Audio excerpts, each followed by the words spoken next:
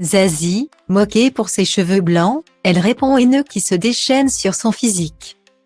Si Zazie a déjà été tentée par la médecine esthétique, elle n'a pas été satisfaite du résultat et assure qu'on ne l'y reprendra pas. Il vaut mieux être une vieille ridicule que d'essayer de se rajeunir, avait-elle expliqué en novembre dernier dans le magazine S, indiquant que son visage était trop fiché et qu'elle ne le reconnaissait pas.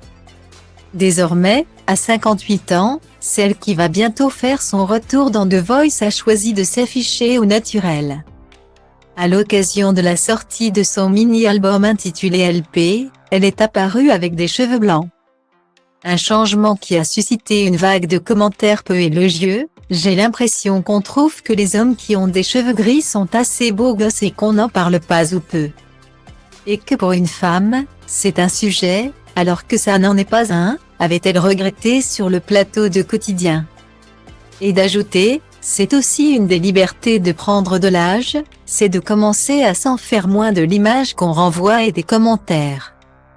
Interrogée par Soir Mag en ce mois de décembre, la chanteuse trop bruyante pour ses voisins a une nouvelle fois déploré que l'on parle autant de sa chevelure. Je lance un nouvel album dans lequel j'ai mis tout ce que je suis devenue ces dernières années et la plupart des journalistes ne me parlent que de la couleur de mes cheveux. Sur les réseaux sociaux, les haineux se déchaînent.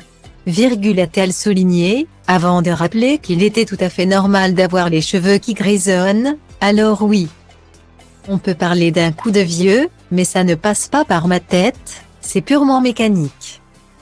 Bien sûr, le processus est parfois douloureux, et le miroir n'est pas toujours mon copain, mais ce n'est pas grave. Vieillir, ça passe autant par l'acceptation que par la résilience. Rien ne m'empêche de rester dans la séduction. Même si elle s'exerce autrement, ce que j'ai découvert, c'est que lorsqu'on gagne en âge, on gagne en liberté. On est peut-être moins jeune, moins belle, moins fraîche.